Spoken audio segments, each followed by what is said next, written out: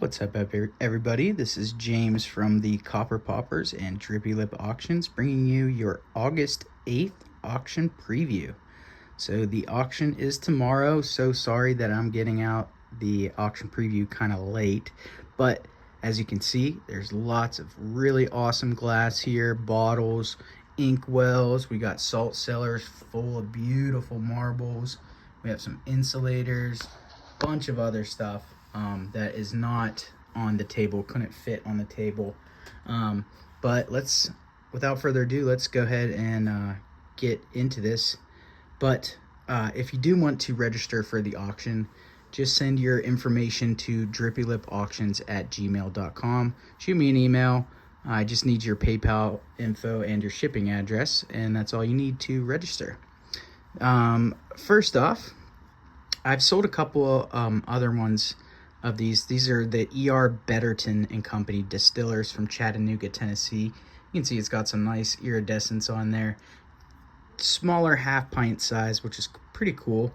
Early machine made, but a nice embossed whiskey there. We've got a Piso's Cure for Consumption, the Hazelton Company. Beautiful green Pisos there. They come in a couple different colors, but I love that green.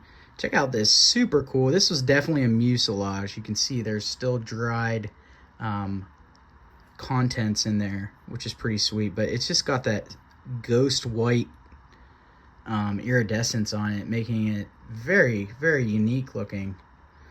Pretty cool looking glue bottle there. We've got a Stafford's ink here as well. Tool top, nice looking spool ink there.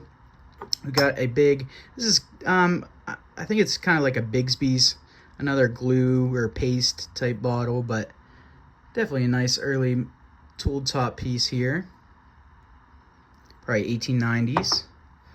We've got a couple sodas back here. The GD Bill from Marlborough, Massachusetts. That's kind of a neat one. We've got a D.E. Sutton from Fitchburg, Massachusetts. And then we've got a Coca-Cola, property of Defiance Coca-Cola Bottling Company, Defiance, PA. A little bit newer, probably 1950s, but right before that transition into the more of like the hobble skirt type Cokes. We've got an Erie Brewing Company with the JK in the middle of the slug plate. We've got an Icy Blue Pittsburgh Brewing Company, but it is a tech beer, which is pretty neat.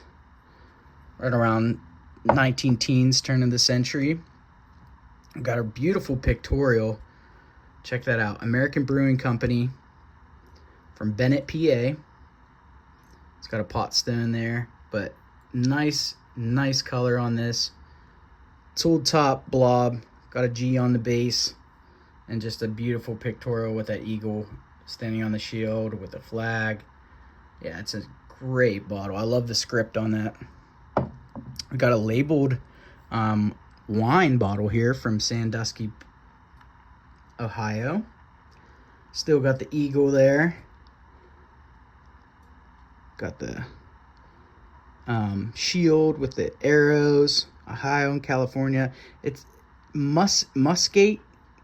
I can't read the whole thing, unfortunately, but it is a machine-made bottle here. There's the bottle by Bonded Winery Number 1, 10th District of Ohio.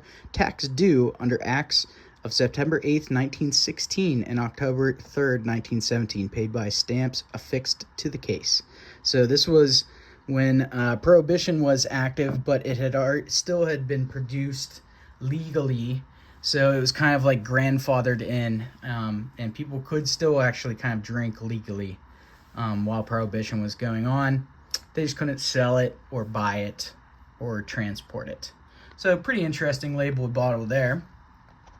Probably my favorite bottle of the whole auction. We've got this beautiful kind of mint green warranted flask. This is a nice tooled top. Almost looks like an applied top on there. It's so drippy. But yeah, really nice.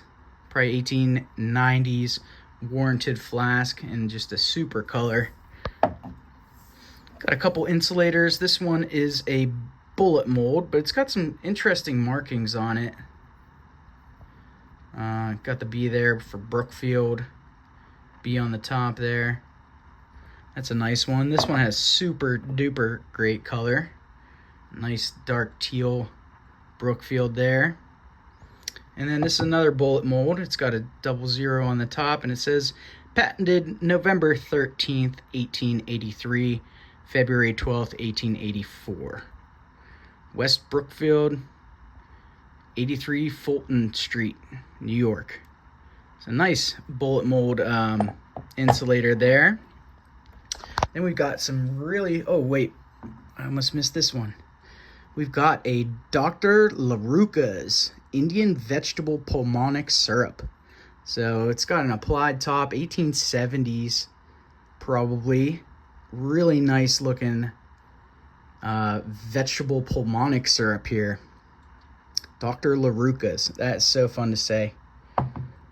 We've got a couple tiny meds here too. We've got a Dr. Jane's Carminative Balsam from Philadelphia with some really nice iridescence. We've got a Healy and Bigelow's Kickapoo Indian Oil, again with some really nice iridescence on it. And we've got the classic Curtis & Perkins Proprietors Mrs. Winslow's Soothing Syrup, the Anglo-American Drug Company. So it's the successors to Curtis & Perkins. Yeah. A little bit newer-ish version of that bottle, but still really cool. I know the Mrs. Winslow's Soothing Syrup was sold into the 30s, so yeah, there's definitely some newer ones. Then we've got a Weiss beer, nice sided, actually beer bottle. McKinney & Company, 623 South 6th Street, Philadelphia. But it's got some really great iridescence in it, you can see there. Beautiful. A little bit of damage up in the neck, but somebody will get it for a nice price. We've got a sample size Dr. Kilmer Swamp Root Kidney Cure from Binghamton. And then onto these super, super awesome marbles. I just got into a couple really nice collections. So I've got some great marbles for you guys here. You can check them out. I don't know the names of all of them, but you guys, of course, every time I'll find it. Anyways, I like this Salt Cellar too because it is very kind of shallow and flat, so you can display lots of marbles on there. You've got a little Acro Flamage there. Ketchup and mustard marble there with a nice red, white, and blue one. Look at the back side of that. This thing's really cool. It's got lots of bands all over it. Nice piece there. This one's got lots of greens in it. And a lot of these glow under the 365 black light too. A lot of them. So yeah, you guys will also get a nice sneak peek at our new Sun Franklin. This is another one that has just lots of master brush patches in there. They're like minty. They look beautiful. But yeah, you guys will get a sneak peek at Franklin. He'll be at his first auction. I hope to see everybody there. Sorry again for the late notice. If you have any questions, shoot an email to me, drippylipauctions@gmail.com. I hope to see everybody tomorrow night. All right, have a good one. Peace.